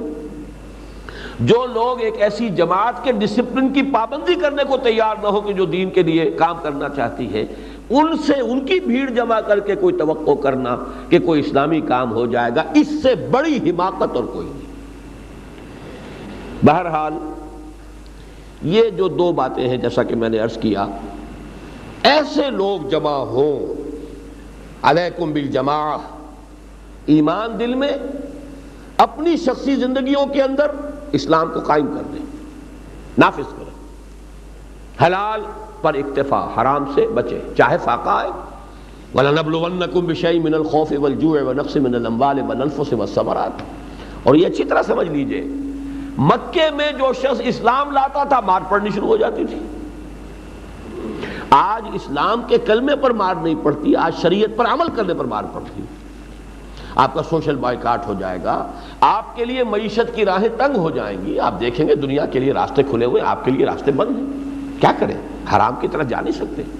اور حلال کا دروازہ بہت ہی تنگ ہو چکا ہے، سوکھی روٹی بمشکل ملتی ہے۔ یہ جو مار پڑتی ہے یہ آج شریعت پر عمل کرنے پر پڑتی ہے، جبکہ اس وقت شریعت تو تھی ہی نہیں، مکے میں شریعت کہاں تھی؟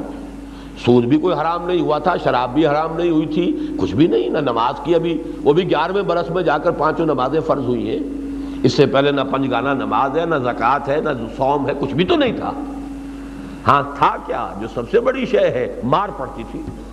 اور مار نہ پڑے تو آدمی پختہ ہوتا نہیں، سیدھی بات ہے، 2 اور 2 4 کی بات۔ مار پڑ رہی تھی کس پر؟ جس نے کہا اشہد ان لا الہ الا اللہ واشہد ان محمد رسول اللہ، اس کے لیے بھٹی جو ہے دہک گئی آزمائش کی۔ آج بھٹی دہکتی ہے دین پر عمل کرنے میں۔ استہزاء، تمسخر، دقیانوسی ہیں جو اس معاشرے میں بھی ہوگا اور بہت بڑے پیمانے پر ہوگا۔ یہاں ہر داڑھی والا جو ہے وہ گویا کہ ایک اجنبی سا اس معاشرے کے اندر ہو کر رہ جائے گا، اس کے اوپر پھپتیاں چست کی جائیں گی، راہ چلتے ہوئے اسے جوتیاں دکھانے کا عمل جو ہے شروع ہو چکا ہے معاشرے کے اندر۔ اور وہ ساری چیزیں جو ہے چونکہ ہم نے اپنی غلط حکمت عملی سے اپنا وقت ضائع کیا، ہم الیکشن کی وادیوں میں بھٹکتے رہے، ہم اس غلط تشخیص کی بنیاد کے اوپر جو ہے اپنا وقت صرف کرتے رہے، توانائیاں 92 لاکھ تو آج بھی خود بھی مانا ہے قاضی حسین احمد صاحب نے، دنیا جو کچھ کہہ رہی ہے اس کو چھوڑیے، لیکن 1 کروڑ کے لگ بھگ تو ان کے اپنے قول کے مطابق انہوں نے خرچ کر دیا۔ کتنا کچھ خرچ کیا ہے، کتنے کچھ توانائیاں، کتنی کچھ محنتیں، یہ سب کچھ، لیکن یہ کہ حاصل کچھ نہیں، اس لیے کہ غلط رخ پر ہو رہا ہے، صحیح رخ پر نہیں۔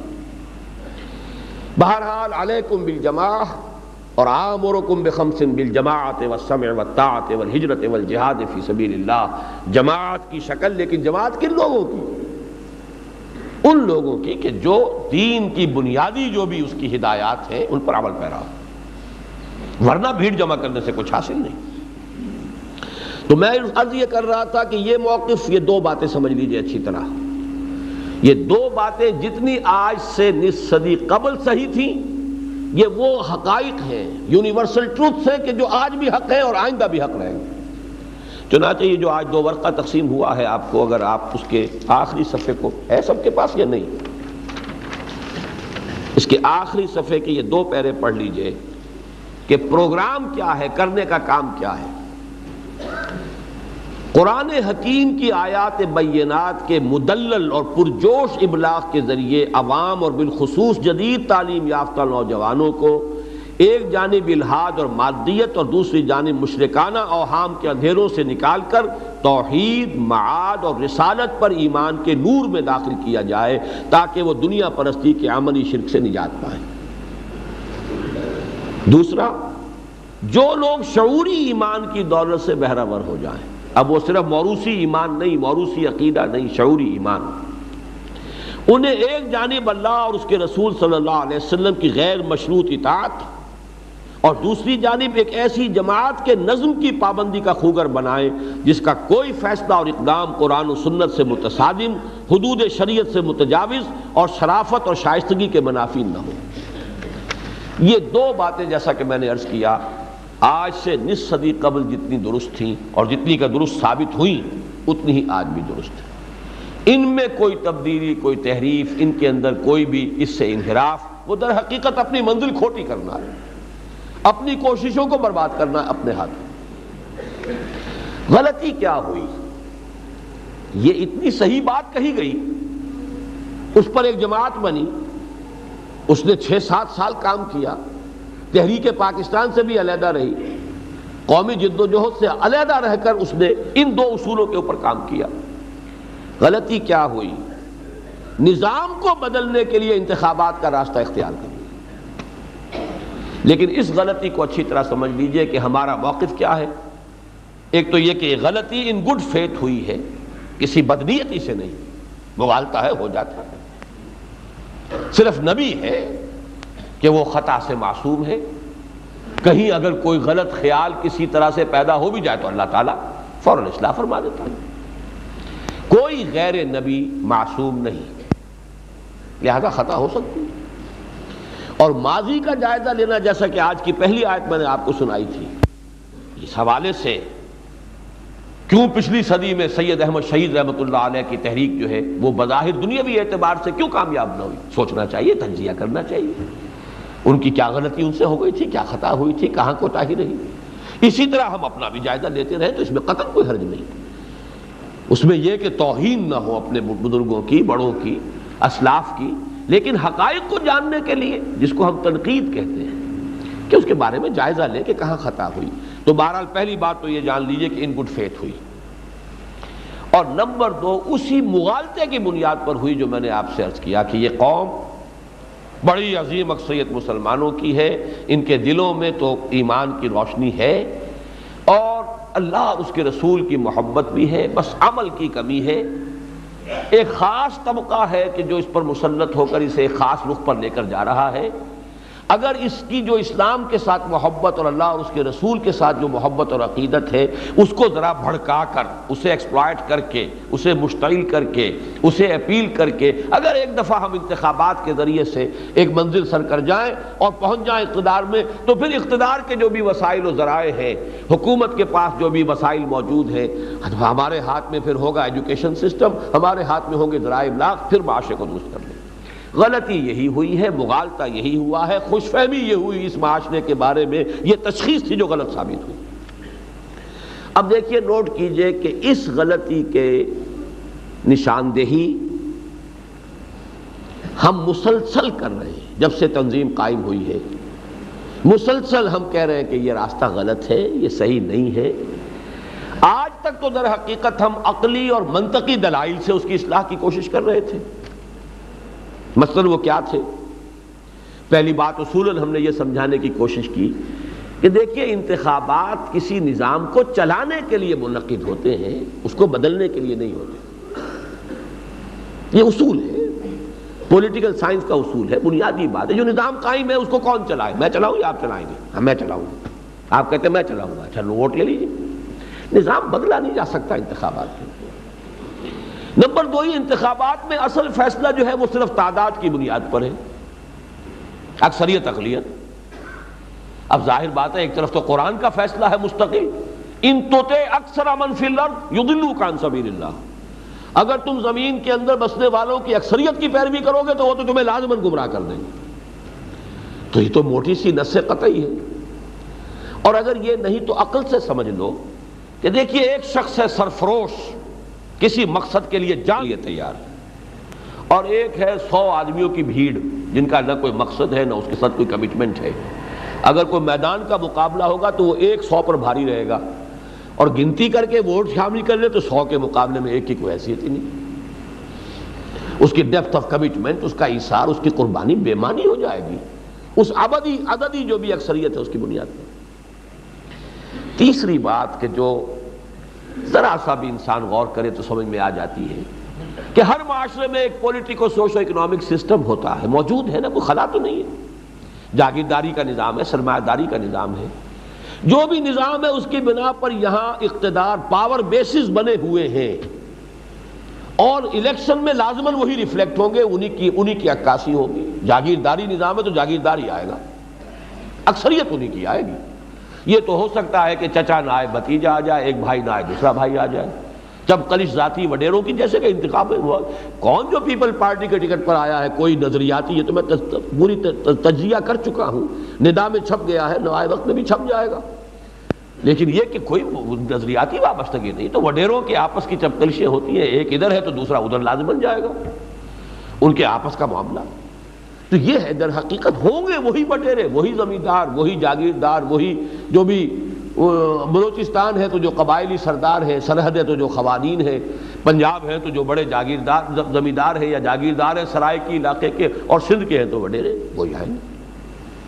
لہذا وہ آپ کو نظام بدلنے دیں گے، اپنے مفادات کے اوپر کوئی آنچ آنے دیں گے؟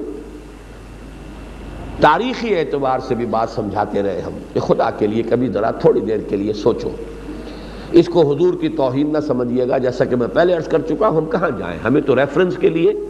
بہرحال ہمارا تو وہی ایک حوالہ ہے، حوالہ اسی کے حوالے سے کسی چیز کو پرکھنا ہے۔ کبھی سوچئے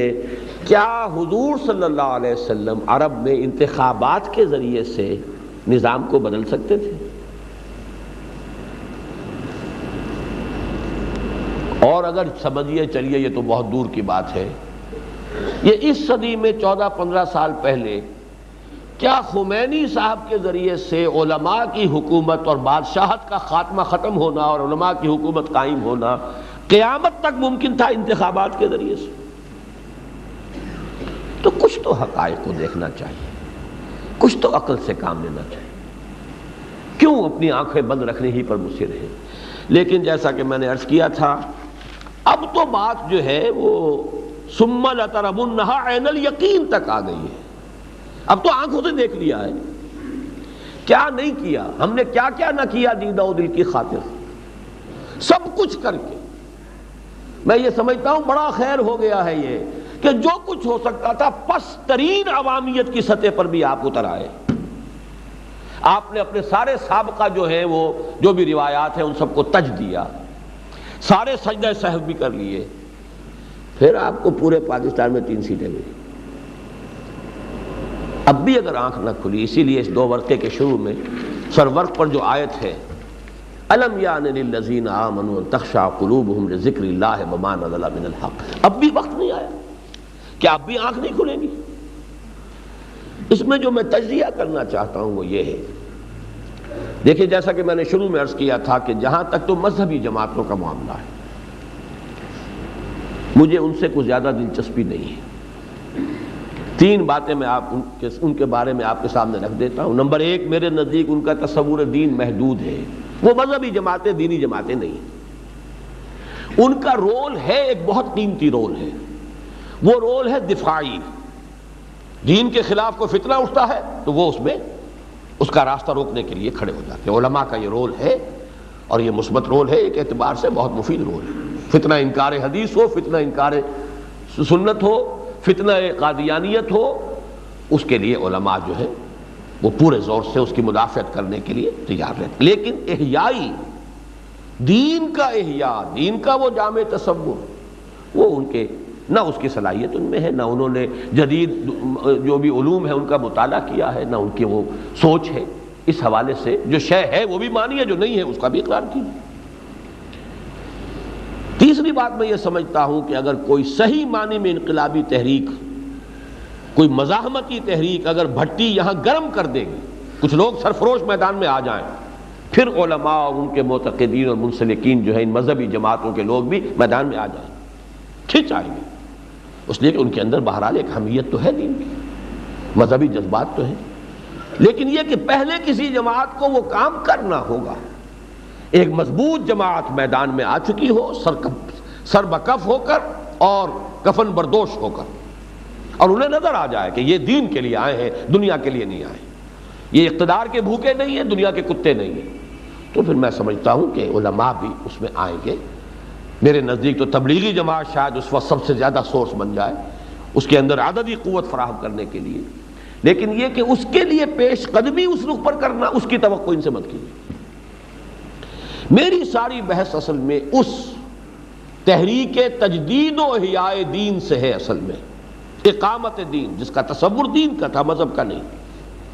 اور جو اس کی اقامت کے لیے، اس کی تجدید اور احیاء کے لیے میدان میں آئی تھی۔ اس کے حوالے سے چند باتیں میں نے کچھ پچھلی مرتبہ بھی کہی تھی، آج ذرا مزید وضاحت سے کہنا چاہتا ہوں۔ یہ کہ قاضی حسین احمد صاحب جو جماعت اسلامی کے بھی امیر ہیں، پاسبان کے بھی سرپرست ہیں، اور PIF جو ہے اس کے بھی وہ صدر ہیں یا کیا ہیں، ان کے بارے میں میں نے 5 باتیں بار بار کہی ہیں کہ میں اس کا اعتراف کرتا ہوں، آج پھر دہرانا چاہتا ہوں۔ نمبر 1 یہ کہ وہ انتہائی متحرک شخصیت ہے، اور انہوں نے واقعتاً جماعت اسلامی کی عمارت جب ان کے پاس آئی ہے، انہوں نے جماعت کے جمود کو توڑ کر اسے متحرک کر دیا۔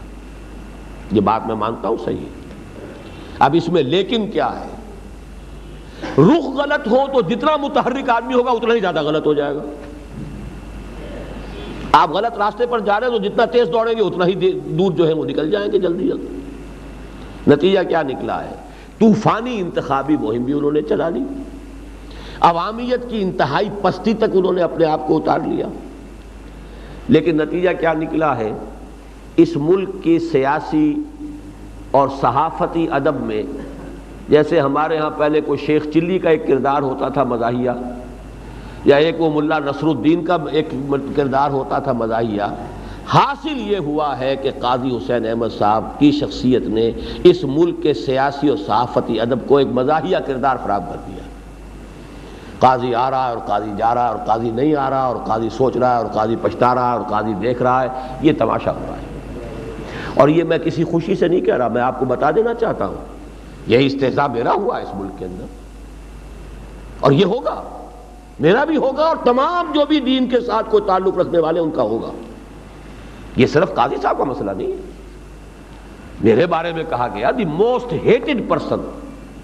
among the educated women of Pakistan، یہ بڑے بڑے کیپشنز لگے، کیا نہیں کہا گیا میرے بارے میں، لیکن یہ بات اس وقت جو ہوئی ہے وہ میں عرض کر رہا ہوں تو صدمے کے ساتھ کہہ رہا ہوں، کسی خوشی پر نہیں کہہ رہا، خدا نخواستہ۔ جماعت اسلامی کا امیر، اس کا ایک وقار، اس کی ایک شخصیت، اس کا ایک مقام ہے، ایک تاریخ ہے، ایک پس منظر ہے، اور اس کا یہ حشر ہوا۔ تو متحرک وہ ہے، لیکن متحرک اللہ کرے کہ صحیح رخ پر ہو۔ متحرک آدمی غلط رخ پر ہو تو وہ تو اور زیادہ خراب ہو گیا۔ دوسری بات میں نے یہ مانی تھی کہ یہ عین ممکن ہے کہ قاضی صاحب کبھی جیسے بھٹو ایک مرتبہ نکل گیا تھا ایک ہی ریلے کے اندر، یہ بھی کامیاب ہو جائے۔ یہ میں ریکارڈ پر ہوں، میرے مضامین میں آیا، میں نے مانا ہے حرکت کا نتیجہ یہ نکل سکتا، نکلا نہیں ہے یہ تو بات دوسری ہے، لیکن عین ممکن تھا کہ نکل جاتے ہیں۔ یہ بہت سے حالات ہیں کہ جس کی وجہ سے، یہ تو ہمارے ہاں اردو میں کہاوت ہے شاید، اترا شہنک مردک نام، اگر یہ کامیاب ہو رہے ہوتے تو واہ واہ ہو رہی ہوتی، اور وہ تو جیسے کہ ایک جوا کھیلنے والی بات ہے، جیت گئے تو پاؤ بارہ ہے اور ہار گئے تو سارا گیا۔ اس حوالے سے وہ ایک مزاحیہ کردار بن کر رہ گئے ہیں، ورنہ میں یہ سمجھتا ہوں کہ عین ممکن تھا کہ کسی ایک الیکشن کے اندر وہ سٹارم کر جاتے، ان کی فعالیت کی بنیاد پر میں کہہ رہا ہوں، اور شاید وہ اس میں میری وہی غلط تشخیص شامل تھی کہ میں سمجھتا تھا کہ اس ملک کے اندر کچھ حمیت، کچھ جذبات جو ہیں دین اور اسلام کے ہیں، جو اب میں سمجھتا ہوں کہ بہت نیچے جا چکی ہے، میری اپنی جو بھی تھی، جو اندازہ میرا تھا اس کے مقابلے میں بھی بہت نیچے جا چکا ہوا۔ لیکن یہ میں نے لکھا ہے، میں ریکارڈ پر ہوں، لیکن ایک بات میں نے وہاں بھی لکھ دی تھی کہ حکومت ان کی شاید بن جائے، اسلام کبھی نہیں آئے گا۔ وہی مولانا مودودی کی بات کہ تم ایک قومی ریاست بنا سکتے ہو، اسلامی ریاست نہیں بنا سکتے۔ 100% صحیح تھی، آج تک صحیح ہے، 47 برس ہو گئے، روز بروز اس کی صداقت جو ہے اور واضح سے واضح تر ہوتی چلی جا رہی ہے، اور یہی بات خود قائد اعظم نے بعد میں کہی۔ اس لیے کہ اچھی طرح سمجھ لیجئے، جب بھی کبھی آپ سٹارم کرنا چاہیں گے کسی الیکشن کو، آپ کو ایسے لوگوں کو ساتھ دینا پڑے گا جن کی کوئی نظریاتی اساس نہ ہو، تو کیا وہ پھر آپ کو کسی نظریاتی رخ پر چلنے دیں گے؟ قائد اعظم نے جو کہا تھا میری جیب میں کھوٹے سکے، لیکن اس تحریک کو چلانے کے لیے کھوٹے سکے درکار تھے انہیں۔ وہ اگر سکے دیکھنے بیٹھ جاتے کھڑا ہے کہ کھوٹا ہے تو پاکستان نہیں بنتا تھا، وہ تو کھوٹا ہو کیسا ہو آئے، تعداد بنے، مسلم ہے تو مسلم لیگ میں نام مسلمانوں کا سا ہونا چاہیے، آؤ بیٹھو یہاں۔ لہذا وہ سٹارم تو کر گئے الیکشن، 46 کا الیکشن سٹارم کر گئے، ایک طوفانی انداز میں جیت گئے۔ اسلام نہیں آیا، اسلام کے آنے کا کوئی سوال نہیں۔ اسی طرح بھٹو کی مثال ہے، بھٹو سٹارم کر گیا، لیکن کیا وہ سوشلزم لا سکا؟ اس سے قطع نظر کہ وہ خود اس کے لیے مخلص تھا یا نہیں تھا، اس کو چھوڑ دیجئے، یہ ایک انسان کا سوال تو یہ ہے کہ جب اسے الیکشن کی طرف آنا پڑا تو انہی وڈیروں کی طرف اس نے رخ کیا، وہ جو اس کے اشتراکی ساتھی تھے، جو نظریاتی ساتھی تھے، نوجوان کارکن تھے، ایک ایک کو اٹھا کے پھینکا اس نے، اس لیے کہ یہ سکہ تو چل نہیں سکتا بازار میں، الیکشن کے بازار میں تو سکہ انہی کا چلے گا جو وڈیرے ہیں۔ جب وڈیرے آ گئے تو وہ کہیں اس کے اندر کوئی تبدیلی لانے دے سکتے تھے؟ اس کا بھی یاد ہے، اس نے کہا تھا میرے پاس 500 آدمی بھی مخلص ہوتے تو میں اس ملک کے اندر نظام بدل دیتا، یہ الفاظ ہے، ریکارڈ ہے اس کا۔ تو مخلص لیتے تو تم جیتتے کیسے الیکشن کے اندر؟ سیدھی سیدھی بات، یا چنا کو یا چنی۔ الیکشن جیتنا ہے تو تمہیں وہی لوگ چاہیے کہ جو کہ پاور بیسز جو ہیں ان پر بیٹھے ہوئے ہو۔ تو یہ ایسی ایسی مثالیں ہمارے سامنے موجود ہیں۔ تجزیہ کریں، پاکستان اسلامی فرنٹ کیوں بنانا پڑا؟ یہ وہی لوگ ہیں کہ جو آپ سے تعاون کرنے کو تیار ہیں لیکن حلال اور حرام کی حدود کے اوپر کاربند ہونے کو تیار نہیں، ورنہ جماعت میں آنے میں کیا رکاوٹ تھی انہیں؟ یا نمبر 2، وہ کوئی ڈسپلن قبول کرنے کو تیار نہیں، 2 کے سوا کوئی اور سبب تو ہے نہیں۔ اگر قاضی حسین احمد کے ساتھ کوئی شخص آتا اور جماعت میں نہیں آتا، کیا سبب ہو سکتا ہے؟ تجزیہ کیجیے۔ یا وہ حلال اور حرام کی حدود پر کاربند ہونے کو تیار نہیں، یا کوئی ڈسپلن قبول کرنے کو تیار نہیں، تو ایسے کھوٹے سکوں سے آپ سمجھتے ہیں کہ اسلام لے آئیں گے؟ تو ظاہر بات ہے کہ چاہے وہ ایک ڈائنامک شخصیت ہونے کے اعتبار سے، اور میں سمجھتا ہوں ڈائنامزم کی آخری ہو سکتی ہے مثال جو قاضی صاحب نے جو ہے پیش کی ہے، میں اپنے حوالے سے غور کروں تو میرے لیے تو واقعتاً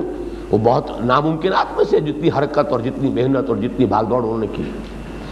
3 باتیں میں نے مزید مانی ہے قاضی صاحب کے بارے میں۔ نمبر 1 یہ کہ ان کا گلوبل پرسیپشن بالکل صحیح ہے، ان کا یہ خیال اور یہ ان کا مشاہدہ کہ امریکہ کا نیو ورلڈ آرڈر اس وقت مسلط ہو چکا ہے تقریباً پورے گلوب پر، اور ہم بھی اس میں آ چکے ہیں۔ ہماری یہ دونوں سیاسی پارٹیاں سربسجود ہو چکی ہیں امریکہ کے سامنے۔ یہ تو ہو سکتا ہے کوئی ریلیکٹنٹ ہو، کوئی خوش دلی سے ہو، یا کوئی ابھی صرف رکوع میں گیا ہو، کوئی سجدے میں پہنچ گیا ہو، یہ تو اندر کے حالات ہیں وہی جان سکتے ہیں، لیکن یہ کہ کسی کے اندر یہ دم خم نہیں ہے کہ وہ اس نیو ورلڈ آرڈر کا جو پریشر ہے اس کو برداشت کر سکے۔ صحیح ہے۔ نمبر 2 یہ کہ ہمارے ہاں جب تک یہ سرمایہ داری اور جاگیرداری کا جنازہ نہیں نکلتا کوئی حالات میں تبدیلی نہیں آئے گی۔ صحیح ہے، کون اس سے اختلاف کرے گا؟ میں تو نہیں کرتا۔ نمبر 3 یہ کہ متحدہ محاذوں سے کچھ نہیں ہوتا جب تک ایک قیادت کی، ایک قائد کی سرکردگی کے اندر ایک جماعت نہ ہو۔ انہوں نے متحدہ محاذ نہیں بنائے، دینی جماعتوں کو شامل نہیں کیا، اشخاص کو لائے، اور اپنی جنہوں نے ان کی قیادت کو تسلیم کیا ان کو انہوں نے۔ یہ تینوں باتیں اصولی اعتبار سے صحیح ہیں۔ میں تینوں باتوں کو صحیح کہہ رہا ہوں، پہلے بھی کہا تھا، آج بھی کہہ رہا ہوں۔ یہ نہیں کہ وہ ہار گئے ہیں تو، اور وہ اب ان کی جو ہے خود جماعت کے اندر جو بھی اختلاف ہو رہا ہے اور جو بھی، اس سے مجھے کوئی بحث نہیں۔ 3 باتیں جو صحیح ہیں وہ صحیح ہیں، پہلے بھی صحیح تھی تو آج بھی صحیح ہے، میں آج بھی کہہ رہا ہوں صحیح۔ بلکہ میں تو اس درجے سے ہی سمجھتا ہوں کہ قاضی صاحب تو پھر بھی وہ جو متحدہ شریعت محاذ کا تجربہ تھا، اس کے بعد وہ IGI کا تجربہ انہوں نے کیا، انہی سرمایہ داروں کے ساتھ مل کر بنائی تھی نا IGI۔ میرا تو معاملہ یہ ہے کہ میں نے متحدہ شریعت محاذ کے تجربے کے بعد پھر کسی تجربے کے لیے اپنے آپ کو دل میں آمادگی نہیں پائی اپنے لیے، یہاں تک کہ مولانا سمیع الحق صاحب آئے تھے چل کر اس جگہ پر، میں نے صاف ان سے معذرت کر لی۔ پروفیسر ساجد میر صاحب آئے تھے، میں نے صاف معذرت کر لی کہ میں سمجھتا ہوں کہ اس الیکشن کے رخ پر آپ جانا چاہتے ہیں، اس کے حامی بن گئے، اس کے حامی بن گئے، اب یہ سب کے سب جو ہے ساجد میر صاحب ہوں یا اور وہ نواز شریف صاحب کے حامی بن گئے۔ قاضی صاحب کی یہ رائے بھی میرے نزدیک 100% درست ہے کہ یہ بڑی برائی چھوٹی برائی کا فلسفہ غلط ہے، بنیادی تو برائی برائی ہے ہر صورت میں، اور بڑا مشکل ہے یہ کہنا کہ کفر زیادہ برا ہے کہ نفاق زیادہ برا ہے۔ ایک طرف وہ خاتون ہے کہ جس نے اسلامی شاعر کا مذاق اڑایا ہے، اسلامی حدود کا استہزاء وحشیانہ قرار دیا، دوسری طرف وہ شخص ہے جس نے نفاذ شریعت ایکٹ کے اندر سود کو جاری رکھنے کا اعلان کیا۔ میرے نزدیک تو بڑا مشکل ہے کہ میں کہہ سکوں کہ ان میں 19 کون اور 20 کون ہے، وہ 19 ہے اور یہ 20 ہے، اور یہ 19 ہے اور وہ 20 ہے، کوئی نہیں، برابر کی بات ہے۔ یہ ساری باتیں صحیح ہیں، لیکن ان کا منطقی نتیجہ یہ ہے کہ یہ انقلاب کے راستے پر، مزاحمتی تحریک کے راستے پر آئیے، انتخابات کے راستے سے کچھ حاصل نہیں۔ انتخابات کے راستے پہ آنا چاہتے ہیں تو احول البلیتین پر بھی عمل کرنا پڑے گا۔ یہ تو جیسے کہ انسان جو ہے وہ ہاکی کا پلیئر ادھر سے نکل کر، وہ تو پھر یہ ہے کہ آپ کو اگر وہاں پہنچنا ہے تو دائیں بائیں جس سے کوئی بات بنتی ہو وہ اپنے سارے وصول چھوڑیے، اور جس سے بھی کوئی بات مفاد حاصل کر سکتا ہو لیجیے، پھر تو احمد البلیتین بھی صحیح ہے۔ اور وہ ساری چیزیں جو بھی آپ نے کہی ہیں تو وہ اصل میں اس میدان کی چیزیں نہیں ہیں، وہ ہے ایک انقلابی مزاحمتی تحریک۔ اور وہ مزاحمتی تحریک بھی اس وقت شروع ہو جب چوں پختہ شوی ایک جماعت قائم ہوئی ہو، اور جیسا کہ اب دوبارہ یہ دو جو اور پیراگراف ہے وہ بھی پڑھ لیجئے، بس میں اپنی گفتگو ختم کر رہا ہوں۔ وہ پروگرام کیا ہے، 4 میں نے پیراگراف میں اس کو جمع کر دیا ہے یہاں، پہلے 2 ہم نے پڑھ لیے تھے، تیسرا کیا ہے، قول اقبال با نشہ درویشی در ساز و دما دمزم۔ ترجمہ بھی میں نے دے دیا اس مرتبہ تو، کہ فقر اور درویشی کی روش اختیار کر کے خوب محنت کیے جاؤ، دما دمزم کیے جاؤ، دعوت اور یہ اپنے آپ کو اللہ کے اور اللہ کے رسول کے احکام کا پابند بنانا، اسی کی دعوت دیتے چلے جانا، تنظیم کی کہ بیس کو وسیع تر کرنا، ان 2 کاموں پر پوری قوت مرکوز کرنے کے ساتھ ساتھ زبان اور قلم کی بھرپور استعداد اور جملہ ممکن الحصول ذرائع ابلاغ کو بروئے کار لا کر نہی عن المنکر باللسان کا دینی فریضہ ادا کرتے رہیں، اور اس پر جس تمسخر و استہزاء یا معاشرتی دباؤ کا سامنا ہو اسے صبر جمیل کے ساتھ برداشت کریں۔ ہمیں دقیانوسی کہیں، ہمارے بارے میں جو بات کہی جائے، جو کہی جائے گی اب بڑے بہت زور شور کے ساتھ کہی جائے گی۔ اب حالات جدھر جا رہے ہیں، میں نے حوالہ دے دیا آپ کو ایک اخبار کا، ویسے تو میں خود امریکہ میں جو کچھ پڑھتا ہوا چلا آ رہا ہوں، بغلیں بجائی جا رہی ہیں کہ پاکستان میں ثابت ہو گیا کہ فنڈامنٹلزم کی کوئی حیثیت نہیں، جسے سمجھا جاتا تھا کہ یہ اسلامی بنیاد پرستی کا بہت مضبوط قلعہ ہے، بڑا گڑھ ہے، حقیقت نکلی کچھ بھی نہیں۔ بہت شور سنتے تھے پہلو میں دل کا، جو چیرا تو ایک قطرہ خون نکلا، کچھ بھی نہیں۔ اور آخری بات، تاکہ جب عددی قوت مناسب حد تک فراہم ہو جائے، اب یہ ذرا ایک لفظ پر نوٹ کیجئے، یہ کام کرتے رہیے دما دمزن، بادشاہ درویشی درساز و دما دمزن، ایمان کی جوت جگائیے دلوں کے اندر قرآن مجید کے ذریعے سے، آیات بینات کے ذریعے، اور پھر یہ کام کرتے چلے جائیے تاکہ جب عددی قوت مناسب حد تک فراہم ہو جائے اور عملی، اخلاقی اور تنظیمی تربیت بھی معیار مطلوب کو پہنچ جائے، صرف عدد نہیں، تنظیمی، اخلاقی اور عملی تربیت بھی معیار مطلوب کو پہنچ جائے، معلوم ہو کہ ہاں اب یہ ڈسپلن کے پابند ہو گئے، حکم دیا جائے گا تو موو کریں گے چاہے موت آ رہی ہو، اور اگر روکنے کا حکم آئے گا تو رک جائیں گے۔ یہ نہیں ہے کہ اب جوش میں چلے ہیں تو اب رکنے کے لیے تیار نہیں، وہ تو پھر ہجوم ہے، وہ جماعت نہیں ہے، وہ ڈسپلن کے خوگر ہو چکے ہو اور اپنی اخلاقی اور عملی تربیت جو ہے اس میں اس معیار پر آ چکے ہو، تو پھر یہ ہے کہ چوں پختہ شوی خدرا بر سلطنت جن زن، پھر ٹکر مون لینی ہے، پھر نہیں عن المنکر بالید کرنا ہے، طاقت سے روکنا ہے بدی، اس کے بغیر نہیں، اس میں جان جاتی ہے تو جائے، یا تن رسد میں جانا یا جان سے تن برآیت، یا تو اب ہمارا جسم جو ہے محبوب کے قدموں تک پہنچ جائے، اور یا یہ کہ جان جسم میں سے نکل جائے، اس کے سوا دوسرا کوئی راستہ نہ ہو، یا تخت یا تختہ، یا تو منکرات کا استحصال کریں گے اور اللہ کے دین کو قائم کریں گے، اور یا یہ کہ جام شہادت نوش کر لیں گے۔ ہماری سب سے بڑی کامیابی هو المطلوب، شہادت و مطلوب و مقصود مومن نہ مال غنیمت نہ کشور کشائی۔ چنانچہ یہی ہے در حقیقت جو تنظیم اسلامی نے لایا عمل اختیار کیا ہے۔ آج میں نے جو موجودہ صورتحال کے حوالے سے اور کچھ تاریخی تجزیے کے حوالے سے پھر آپ کے سامنے، اور چونکہ یہ 2 ورقہ ہم نے شائع کیا ہے، اس میں یہ 4 نکات کی صورت میں پروگرام پھر آ گیا ہے۔ البتہ ہم نے جو حال ہی میں ایک تحریک خلافت کا آغاز کیا ہے، چند جملے میں اس کے بارے میں بھی کہنا چاہتا ہوں۔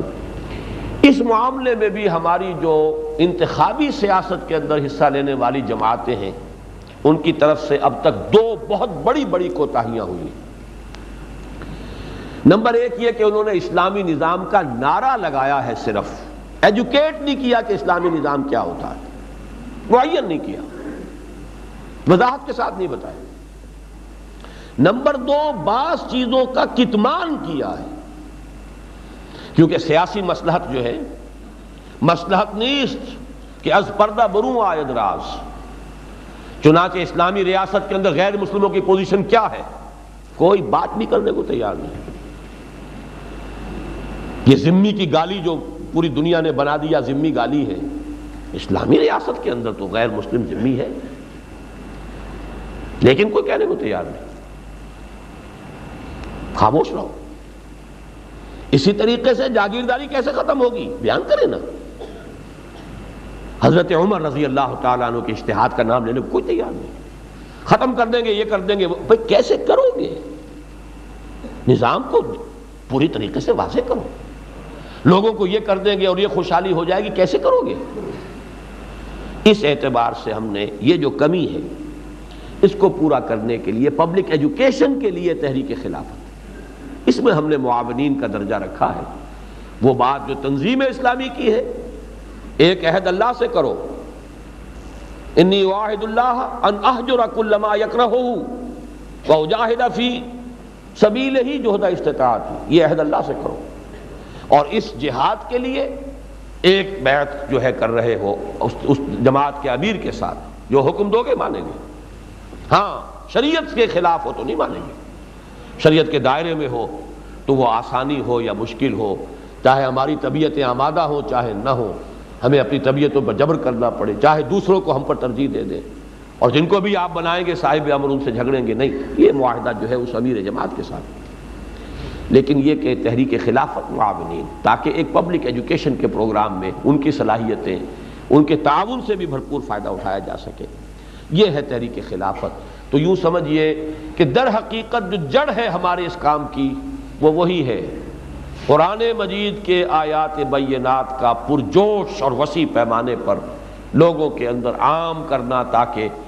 کفر اور شرک اور الحاد اور مادہ پرستی اور دنیا پرستی اور شہوت پرستی اور دولت پرستی، ان تمام جو گمراہیوں کے جو مختلف شیڈز آف ڈارکنس ہیں ان سے نکل کر نور ایمان میں انسان آئے۔ نمبر دو، جو شعوری طور پر ایمان قبول کریں، وہ کام پہلا جو ہو رہا ہے وہ انجمن خدام القرآن کا کام ہے، قرآن اکیڈمیز کا کام ہے، قرآن کالج اس کے لیے قائم ہوا ہے، جو بھی مختلف اس کے لیے ہماری جد و جہد ہے، جس کا ایک پوری کتاب جو ہے کئی سال پہلے شائع ہو چکی ہے، دعوت رجوع القرآن کا منظر و پس منظر۔ نمبر دو، جو لوگ شعوری ایمان لائیں اور کہیں کہ اب ہم ان صلاتی و نسکی و محیایا و مماتی للہ رب العالمین، انہیں ایک کمپیکٹ تنظیم کے اندر بیعت کی بنیاد پر جمع کرنا۔ اور نمبر تین جو ہے،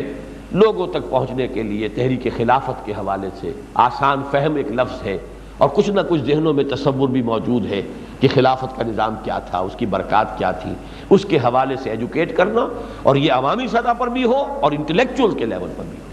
یہ تینوں کام در حقیقت ایک درخت کے تین حصوں کے مانند ہے، جڑ ہے، تنا ہے، برگ و بار ہے۔ جڑ ہے کہ جو اصل غذا جس سے مل رہی ہے، اور تنا ہے وہ کمپیکٹ ہوتا ہے اور شاخیں پھیلتی ہے۔ اس حوالے سے یہ تین کام، لیکن جڑ ایک وحدت ہے، آرگینک ہول ہے، حیاتیاتی وحدت ہے درخت۔ اسی طریقے سے یہ ہماری تحریک جو ہے ان تین حصوں پر مشتمل ہے، لیکن اصل میں ایک ہے۔ میں نے کوشش کی ہے کہ اپنے پورے کام کو اس کا جو بھی صورہ کبریٰ ہے اس کے حوالے سے، موجودہ حالات میں خاص اس کے ریفرنس سے میں نے آپ کے سامنے رکھ دیا ہے۔